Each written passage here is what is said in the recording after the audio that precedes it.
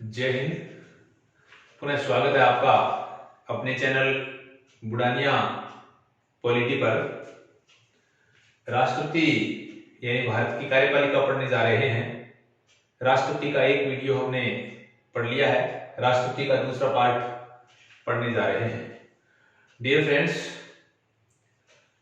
Tata steel plant Jamshedpur, उनके bill board पर एक बहुत खूबसूरत यानी मनोवैज्ञानिक पंक्ति लिखी गई है, वो आपको बताने जा रहा हूं। उस बिल बोर्ड पर लिखा गया है कि जो व्यक्ति नहीं जानता है लेकिन यह भी नहीं जानता है कि वह नहीं जानता है, वह मूर्ख है, उससे बचो। लेकिन जो व्यक्ति नहीं जानता है लेकिन यह जानता है कि वह नहीं जानता है, वह सीधा साधा है, उसे शिक्षित करने का प्रयास करो। जो व्यक्ति जानता है लेकिन ये नहीं जानता कि वह जानता है, वह गहरी नींद में सोया हुआ है, अर्थात गहरी नींद में डूबा हुआ है, उसे जगाने का प्रयास करो। लेकिन जो व्यक्ति जानता है लेकिन यह भी जानता है कि वह जानता है, वो बहुत बुद्धिमान है, उसका अनुसरण करो, उनका पीछा करो, उनका अनुकरण करो। यही बात पढ़ाई पर भी लागू होती है। जो व्यक्ति विद्वान है, हर क्षेत्र में होनहार है, उन्होंने कैसे उपलब्धि पाई है, सही बातों का अनुसरण करो, अवश्य ही हम आगे जाएंगे। राष्ट्रपति का चैप्टर हमने अनुच्छेद 55 तक पहले पढ़ लिया था। राष्ट्रपति का जो शेष अनुच्छेद है वो पढ़ने जा रहे हैं। राष्ट्रपति के अनुच्छेद 56 और 57 में कार्यकाल का प्रावधान है। बताया गया है कि राष्ट्रपति का कार्यकाल कितना होगा। आर्टिकल 56 कहता है कि निर्वाचन तिथि से 5 वर्ष, अर्थात निर्वाचन तिथि से 5 वर्ष तक काम करेगा। नियम ये है 5 वर्ष के बाद भी जब तक अपना आगामी उत्तराधिकारी नया राष्ट्रपति न आए तब तक वह काम करता रहेगा। अनुच्छेद 56 में ही त्यागपत्र का वर्णन है। राष्ट्रपति अपना त्यागपत्र उपराष्ट्रपति को देता है, उपराष्ट्रपति इसकी सूचना लोकसभा अध्यक्ष को देता है। अनुच्छेद 57 में राष्ट्रपति के पुनर्निर्वाचन के बारे में है। एक व्यक्ति कितनी भी बार राष्ट्रपति बन सकता है, संविधान इस बारे में मौन है। लेकिन अमेरिका में एक व्यक्ति 2 बार ही राष्ट्रपति निर्वाचित हो सकता है। तो अनुच्छेद 57 में पुनर्निर्वाचन है। अगर सीट खाली हो जाए तो व्यक्ति दोबारा कोई व्यक्ति निर्वाचित हो सकता है। 6 माह के अंदर अंदर चुनाव करवाना जरूरी है। अनुच्छेद 58 राष्ट्रपति की योग्यताएं दी गई है। राष्ट्रपति में क्या योग्यता होगी? अनुच्छेद 58 में कहता है वह भारत का नागरिक हो, उसकी उम्र कम से कम 35 वर्ष हो, लोकसभा चुनाव लड़ने की योग्यता हो, पागल दिवालिया न हो, लाभ का पद न धारण किए हो। यहाँ लाभ का पद और बता देता हूं, अनुच्छेद 361 और 361 क में लाभ का पद वर्णित किया गया है। अगर कोई व्यक्ति राष्ट्रपति, राज्यपाल, केंद्र और राज्य में मंत्री है तो वह लाभ का पद नहीं माना जाता है और पागल दिवालिया न हो। ये बात अनुच्छेद 58 राष्ट्रपति की योग्यताएं बतलाता है। अनुच्छेद 59 कहता है अगर कोई व्यक्ति पहले से सांसद है या एमएलए है या अन्य कोई राजनीतिक पोस्ट पर है तो निर्वाचन तिथि के बाद वह पूर्व पद खाली माना जाएगा, या निर्वाचन के बाद पहले वाले पद से त्यागपत्र देना पड़ता है। एक व्यक्ति 2 पद नहीं रख सकता है। अनुच्छेद 59 में ही राष्ट्रपति के वेतन का प्रावधान है। एक राष्ट्रपति को 5 लाख रुपए प्रति माह वेतन दिया जाता है। वेतन भारत की संचित निधि से दिया जाता है। वेतन पर किसी प्रकार का टैक्स नहीं होता है और वेतन और भत्तों का प्रावधान है। बहुत सारे भत्ते राष्ट्रपति को मिलते हैं। और अनुच्छेद 60 में शपथ है। राष्ट्रपति की शपथ तीसरी अनुसूची में नहीं है। फिर बता दूं, पहले ही तय था, तीसरी अनुसूची में नहीं है क्योंकि अनुच्छेद 60 में राष्ट्रपति की शपथ का प्रावधान है। राष्ट्रपति को शपथ सुप्रीम कोर्ट का मुख्य न्यायाधीश दिलाता है। किसकी शपथ लेता है? विधि और संविधान का परिरक्षण, संरक्षण, संवर्धन। किसकी शपथ लेगा? विधि और संविधान का परिरक्षण, संरक्षण और संवर्धन की शपथ लेगा। तो अनुच्छेद 60 में शपथ का प्रावधान है, तीसरी अनुसूची में नहीं है। अनुच्छेद 61 में महाभियोग है, संविधान का अतिक्रमण करने पर महाभियोग लगाया जाता है, लेकिन संविधान इस बारे में अतिक्रमण शब्द पर मौन है। अतिक्रमण होने पर संसद का कोई भी सदन, लोकसभा या राज्यसभा, महाभियोग लगा सकता है। जो सदन महाभियोग लगाना चाहे 14 दिन पहले सूचना देता है, अपने 1/4 सदस्यों के हस्ताक्षर करके उसकी लिस्ट राष्ट्रपति को देता है, उसके बाद 2/3 बहुमत से पारित करता है, दूसरा सदन भी 2/3 बहुमत से पारित कर दे तो उसी दिन राष्ट्रपति हट जाता है। आज तक किसी भारतीय राष्ट्रपति के विरुद्ध महाभियोग नहीं लगाया गया है। बीच में राष्ट्रपति अपना पक्ष भी रख सकता है।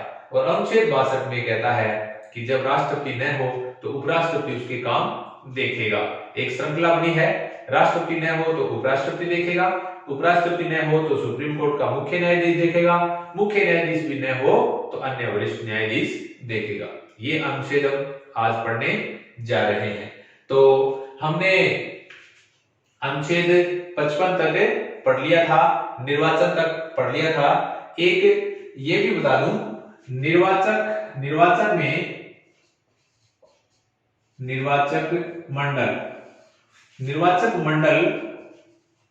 मंडल में स्थान रिक्त होने पर भी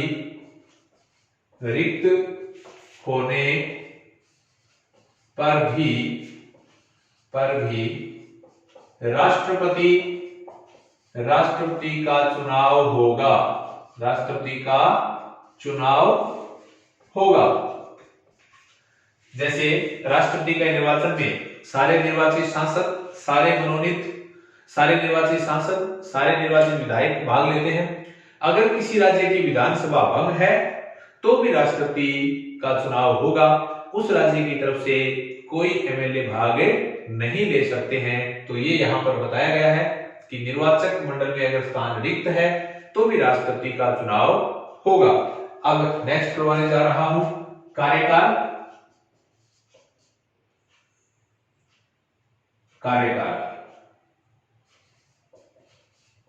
कितना होता है? कार्यकाल का वर्णन किस अनुच्छेद में है? अनुच्छेद 56। अनुच्छेद 56 में कार्यकाल का वर्णन है। नियुक्ति तिथि से 5 वर्ष। नियुक्ति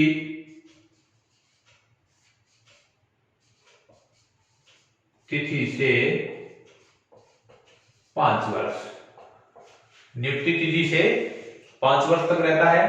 5 वर्ष के बाद भी जब तक उत्तराधिकारी न आए, उसका उत्तराधिकारी न आए तब तक वो अपने पद पर बना रहता है। 5 वर्ष से पूर्व भी त्याग पत्र दे सकता है और महाभियोग के द्वारा भी हटाया जा सकता है। तो कार्यकाल का वर्णन अनुच्छेद 56 में है। निर्वाचन तिथि से 5 वर्ष। और अनुच्छेद 56 में ही त्याग पत्र का वर्णन है। राष्ट्रपति अपना त्याग पत्र किसको देगा? उपराष्ट्रपति को देगा। अपना त्याग पत्र राष्ट्रपति अपना त्याग पत्र किसको देगा? उपराष्ट्रपति देगा। उपराष्ट्रपति इसकी सूचना लोकसभा अध्यक्ष को देगा। ये जो उपराष्ट्रपति है ये इसकी सूचना किसको देगा? ये लोकसभा अध्यक्ष को इसकी सूचना देगा। कौन देगा? उपराष्ट्रपति लोकसभा अध्यक्ष की सूचना देगा। तो अनुच्छेद 56 में निर्वाचन तिथि से 5 वर्ष और उत्तराधिकारी के आने तक पद पर बना रहेगा।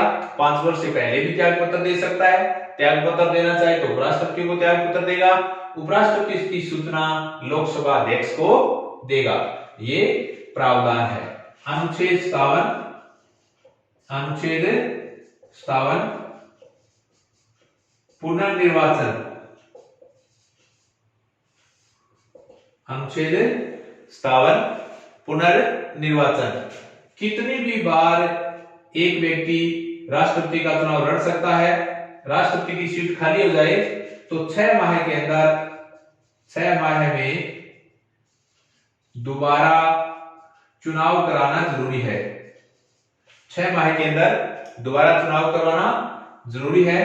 अगर स्थान रिक्त हो जाए, स्थान रिक्त होने पर, स्थान रिक्त होने पर 6 माह के अंदर अंदर चुनाव करवाना जरूरी है। तो अनुच्छेद 57 में दोबारा चुनाव का वर्णन है। कोई व्यक्ति कितनी भी बार चुनाव लड़ सकता है, कितनी भी बार राष्ट्रपति का चुनाव लड़ सकता है। कितनी भी बार राष्ट्रपति का चुनाव लड़ सकता है। यूएसए में ये 2 बार का प्रावधान है। अमेरिका में 2 बार का प्रावधान है। एक व्यक्ति भारत में कितनी भी बार चुनाव लड़ सकता है। अनुच्छेद 58, अनुच्छेद 58, अनुच्छेद 58 में योग्यताएं हैं। राष्ट्रपति बनने के लिए योग्यताएं हैं, अलग अलग कई योग्यताएं दी हुई है। नंबर 1, भारत का नागरिक हो। पहली शर्त तो ये है, वो व्यक्ति भारत का नागरिक होना चाहिए। उम्र कितनी होनी चाहिए? कम से कम 35 वर्ष होनी चाहिए। 35 वर्ष से ज्यादा हो सकती है, कम नहीं होनी चाहिए। तीसरी है लोकसभा चुनाव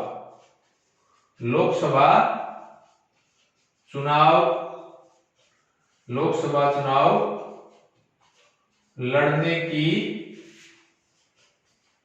योग्यता हो। उसके पास कौन सी चुनाव लड़ने की योग्यता हो? लोकसभा चुनाव लड़ने की योग्यता हो। नंबर 4, पागल,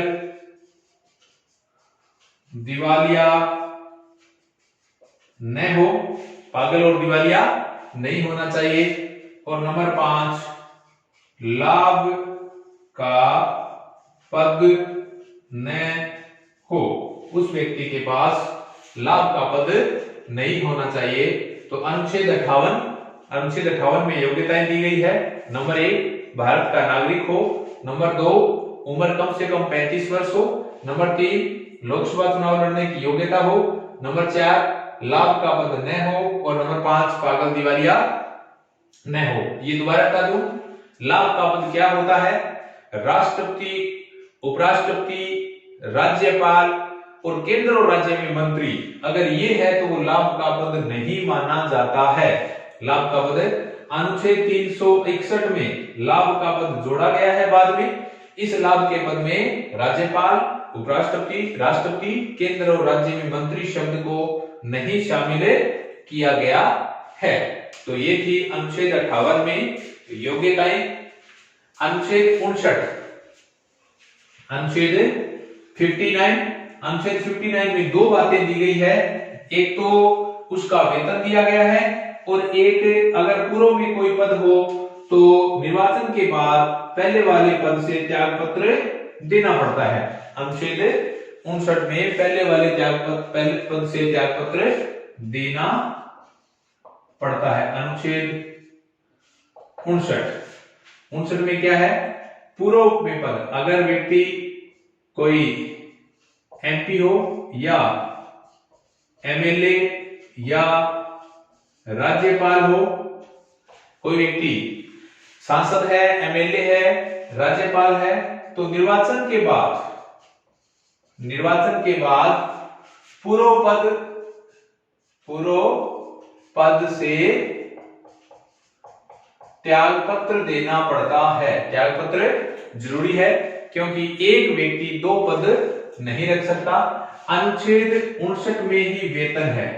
अनुच्छेद 59 में ही वेतन है। वेतन 5 लाख रुपए होता है। 5 लाख प्रति माह है। राष्ट्रपति का वेतन हर माह 5 लाख होता है। और कहां से मिलता है ये? भारत की संचित निधि से। राष्ट्रपति का वेतन कहां से मिलता है? भारत की संचित निधि से वेतन मिलता है। जो 5 लाख है वो कर मुक्त होता है, कर मुक्त होता है, किसी प्रकार का टैक्स नहीं लगता है। इनके साथ साथ भत्तों का भी प्रावधान है, जैसे निःशुल्क आवास, यात्रा आदि का भी प्रावधान है। तो ये अनुच्छेद 59 में 2 बातें हैं। अगर कोई व्यक्ति एमपी एमएलए आदि है तो राष्ट्रपति के निर्वाचन से के बाद पहले वाले पद से त्याग पत्र देना पड़ता है। अनुच्छेद 59 में ही वेतन दिया गया है, 5 लाख रुपए है, भारत की संचित निधि से है, कर मुक्त है और पेंशन है। राष्ट्रपति के डेथ के बाद पेंशन है जो वेतन का 50%।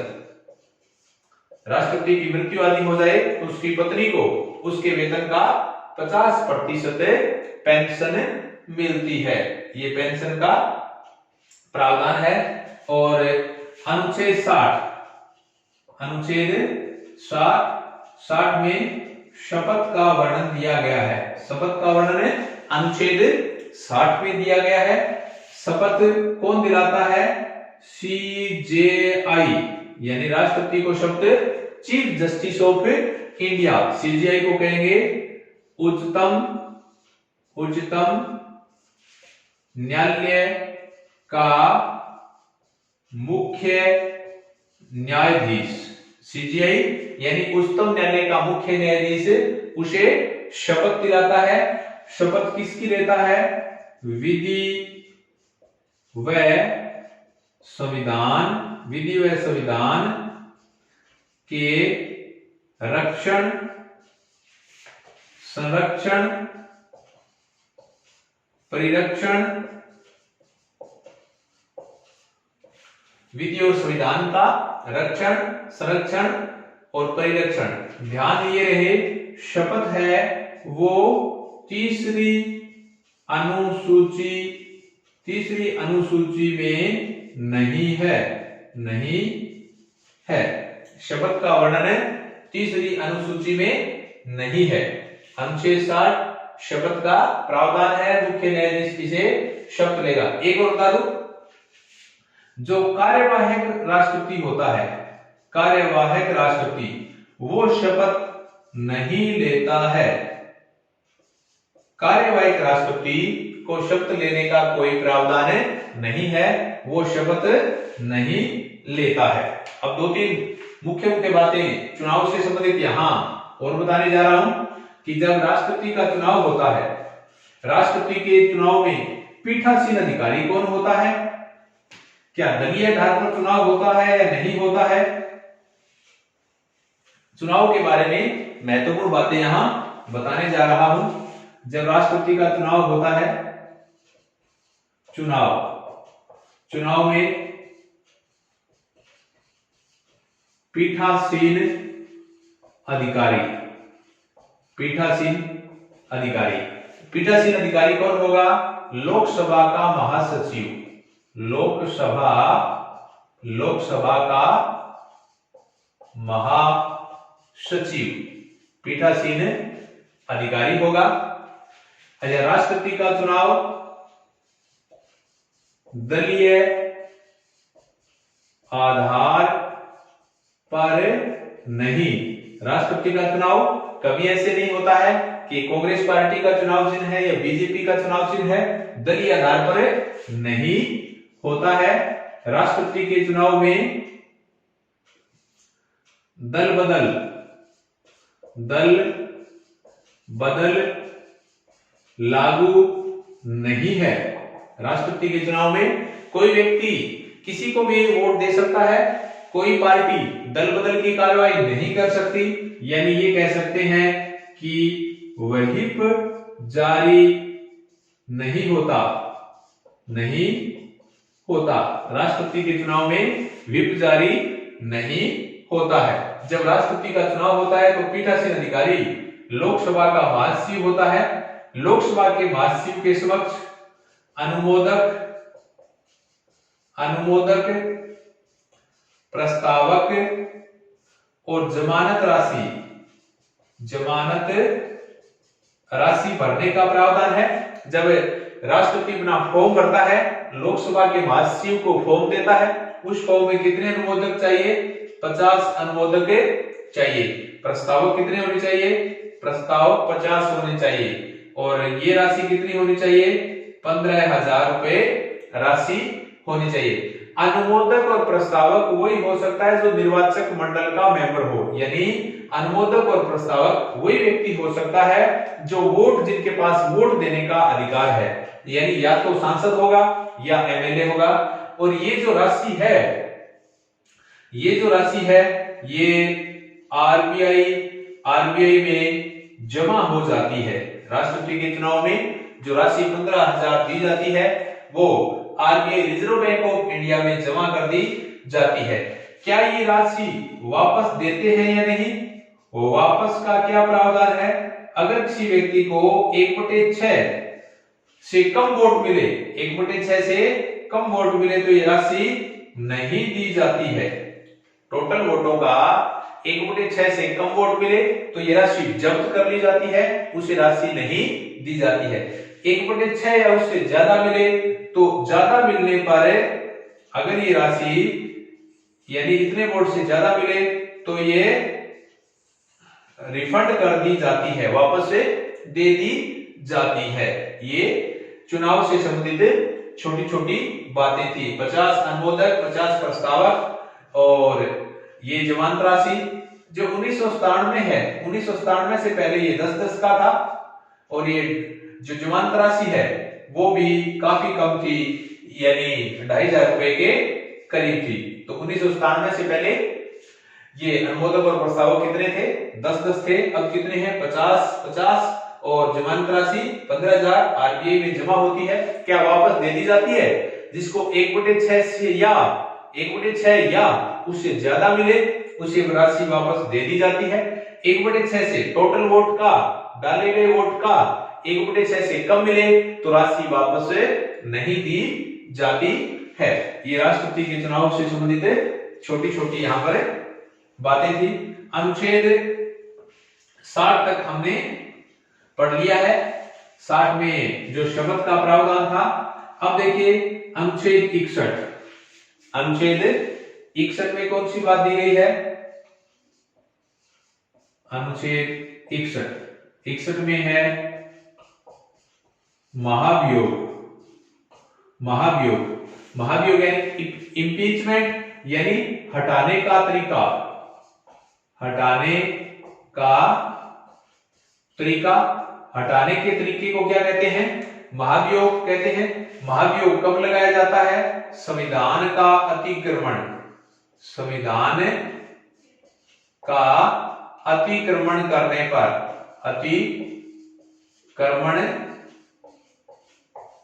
करने पर महाभियोग कब लगाया जाएगा? संविधान का अतिक्रमण करने पर महाभियोग लगाया जाएगा। किस अनुच्छेद में? अनुच्छेद 61 में प्रावधान है। अब अतिक्रमण शब्द है वो संविधान मूल शब्द में इसको परिभाषित नहीं किया गया है। अतिक्रमण शब्द को नहीं किया गया है। महाभियोग है, ये कहां से लिया गया है? ये यूएसए से लिया गया है। इंडिया ने यूएसए से महाभियोग ग्रहण किया। अब महाभियोग की क्या क्या नियमावली है? नंबर 1, कोई सदन महाभियोग शुरू कर सकता है। कोई सदन, संसद का कोई सदन, चाहे लोकसभा हो चाहे राज्यसभा हो, महाभियोग की कार्रवाई की शुरुआत कर सकता है। नंबर 2, जो सदन शुरुआत करे 14 दिन पूर्व अपने टोटल सदस्यों की 1/4 सदस्यों के हस्ताक्षर की सूचना दे दें। जो सदन महाभियोग लगाना चाहे, लोकसभा भी लगा सकता है, राज्यसभा भी लगा सकता है, 14 दिन पहले अपने टोटल मेंबर की, टोटल का 1/4, 1/4 सदस्यों के साइन करके उसकी लिस्ट बना करके भेज दी जाती है। राष्ट्रपति को इसकी सूचना दे दी जाती है। उसे 2/3 बहुमत चाहिए। उपस्थित और मतदान, उपस्थित व मतदान, उपस्थित और मतदान में भाग लेने वाले सदस्यों का 2/3, 2/3 बहुमत चाहिए। 2/3 बहुमत के बाद दूसरे सदन को भेजेगा, दूसरे सदन को भेजना, दूसरे सदन को भेजेगा। अब दूसरा सदन क्या करेगा? जांच करेगा। जांच करके अगर 2/3 पारित कर दिया, 2/3 बहुमत से पारित कर दिया, तो उसी दिन से राष्ट्रपति हट जाएगा, उसी दिन से राष्ट्रपति हट जाएगा। अगर 2/3 बहुमत पारित कर दिया, उसी दिन से राष्ट्रपति हट जाएगा। आज तक किसी राष्ट्रपति पर महाभियोग नहीं लगाया गया है, किसी राष्ट्रपति पर महाभियोग नहीं लगाया गया है, तो नहीं लगाया गया है तो नहीं हटाया गया है, नहीं हटाया गया है। दोबारा बताने जा रहा हूं, अनुच्छेद 61 में महाभियोग है। महाभियोग अमेरिका से लिया गया है। राष्ट्रपति को हटाने को महाभियोग कहते हैं, इम्पीचमेंट। और महाभियोग कब लगाया जाता है? संविधान का अतिक्रमण करने पर महाभियोग लगाया जाता है।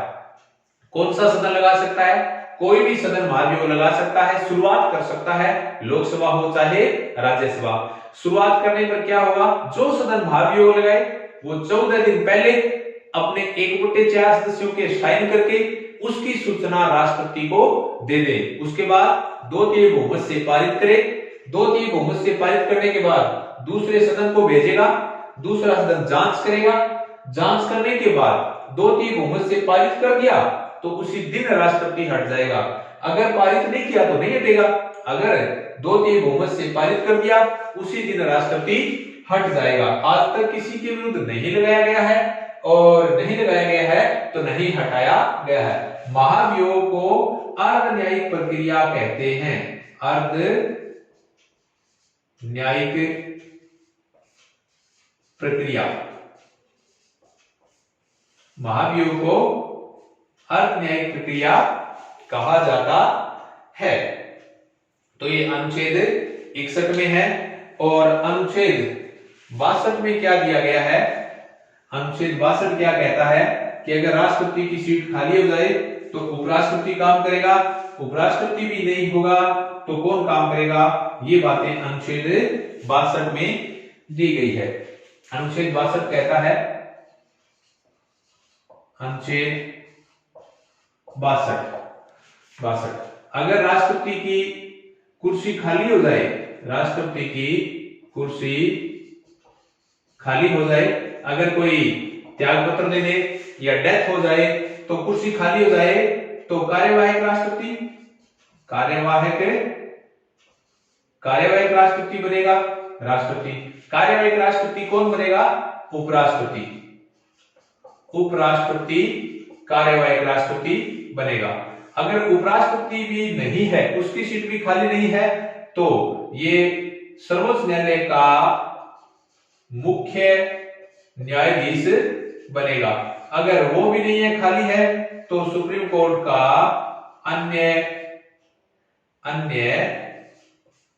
वरिष्ठ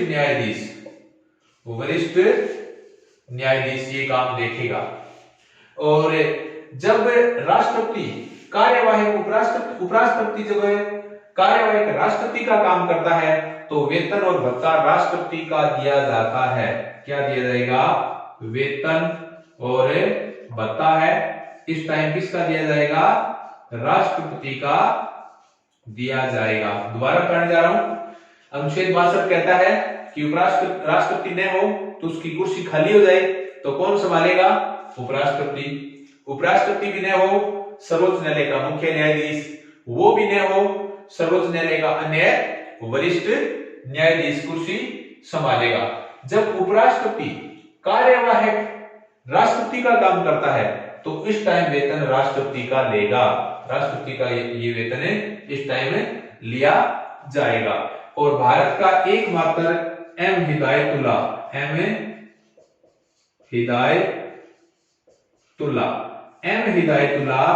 एकमात्र ऐसे कार्यवाहक राष्ट्रपति बने हैं जो सुप्रीम कोर्ट के मुख्य न्यायाधीश थे, मुख्य न्यायाधीश। दोबारा बता रहा हूं कि सुप्रीम कोर्ट के एकमात्र मुख्य न्यायाधीश जिन्होंने कार्यवाहक राष्ट्रपति का काम संभाला, उसका नाम है एम हिदायतुल्ला। एम हिदायतुल्ला ने एक बार ये काम संभाला था, सुप्रीम कोर्ट का मुख्य न्यायाधीश। ये 1969 की बात है। 1969 में इन्होंने कार्यवाहक जो राष्ट्रपति है वो काम किया था। क्योंकि देखिए 1969 में जाकिर हुसैन इसकी डेथ हो गई, इनका देहांत हो गया।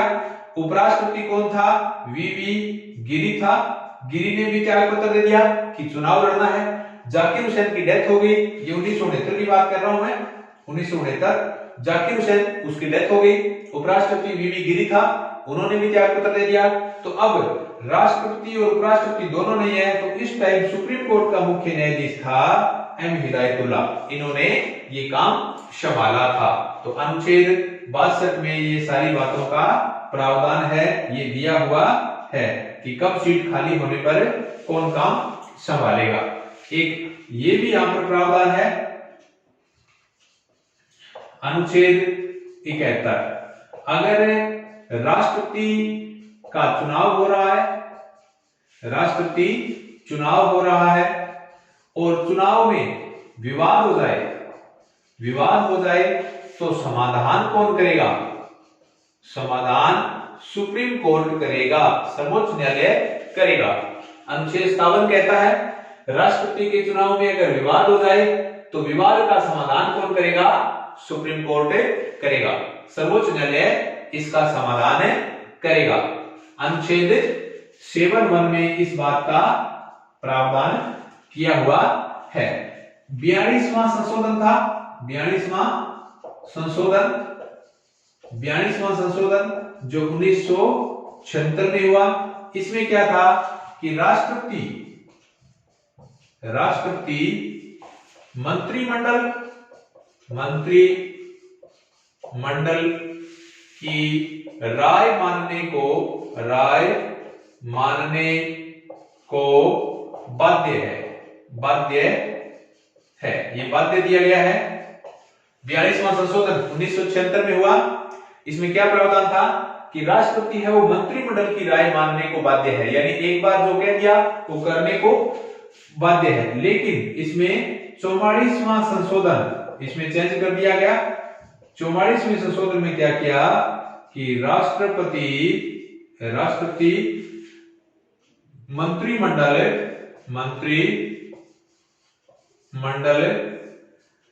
को एक बार पुनर्विचार के लिए विधेयक को भेज सकता है। 42वें संशोधन में यह प्रावधान था कि राष्ट्रपति राय मानने को बाध्य है। लेकिन 44वां संशोधन जो 1978 में हुआ, उसमें ये प्रावधान कर दिया, ये इंदिरा गांधी के टाइम, ये मोरारजी देसाई के टाइम, इसमें कि राष्ट्रपति मंत्रिमंडल की राय को एक बार वापस भेज सकता है। ध्यान ये रहे, धन विधेयक नहीं होना चाहिए, धन या वित्त विधेयक की बात नहीं कर रहा हूं, इनको छोड़कर सामान्य विधेयक की बात कर रहा हूं। सामान्य जो विधेयक है, सामान्य विधेयक को एक बार पुनर्विचार के लिए भेज सकता है। यहां पर राष्ट्रपति को इस संशोधन में थोड़ी शक्ति दी गई है। तो ये राष्ट्रपति के बारे में थोड़ी सामान्य जानकारियां थी। थोड़ा सा यहां राष्ट्रपति भवन के बारे में और बताने जा रहा हूं। राष्ट्रपति भवन के बारे में कुछ बातें। राष्ट्रपति भवन 1911 में बनाया गया था। इसका वास्तुकार कौन था? लुटियन, और इसका सहयोगी बेकर था। वास्तुकार डिजाइनर राष्ट्रपति भवन 1911 में बनाया गया। एडविन लुटियन इनका वास्तुकार था, सहयोगी बेकर था। और 1950 से पूर्व इसे क्या कहते थे? विक्ट्री हाउस या गवर्नर हाउस। 1950 से पहले इसे विक्ट्री हाउस कहते थे या गवर्नर हाउस कहते थे। और रहने वाला लॉर्ड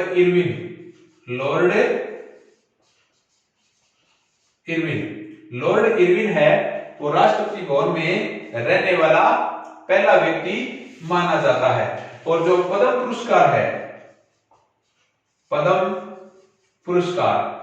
पुरस्कार है वो राष्ट्रपति भवन में ही दिए जाते हैं। और केंद्रीय मंत्रिमंडल को शपथ आदि है वो भी कहां दिलाई जाती है? राष्ट्रपति भवन में ही शपथ दिलाने का प्रावधान किया गया है। तो देखिए, राष्ट्रपति भवन 1911 में बनाया गया। वास्तुकार कौन था? लुटियन। सहयोगी इसका बेकर था। 1950 से पहले इसे विक्ट्री हाउस कहते थे, इसे गवर्नर हाउस कहते थे। और इसमें रहने वाला पहला व्यक्ति लॉर्ड इरविन। पद्म पुरस्कार सारे पद्म, भारत रत्न, पद्म भूषण, पद्म विभूषण आदि यही दिलाए जाते हैं। और जो केंद्रीय मंत्री परिषद है, मंत्रिमंडल है, उनको शपथ है वो राष्ट्रपति भवन में ही दिलाई जाती है। विदेशी जो अतिथि मेहमान आते हैं उनका स्वागत भी कहां किया जाता है? राष्ट्रपति भवन में ही उनका स्वागत किया जाता है। तो ये राष्ट्रपति से संबंधित ये सामान्य जानकारी। और नेक्स्ट वीडियो में पढ़ेंगे राष्ट्रपति की शक्तियां। इसलिए चैनल से जुड़े रहिए, चैनल को आगे से आगे, वीडियो को आगे से आगे शेयर कीजिए। और अगर आपने अभी तक वीडियो को यानी चैनल को सब्सक्राइब नहीं किया है तो सब्सक्राइब कीजिए, क्योंकि आपके पास सारे वीडियो आ सकते हैं। ओके, जय हिंद।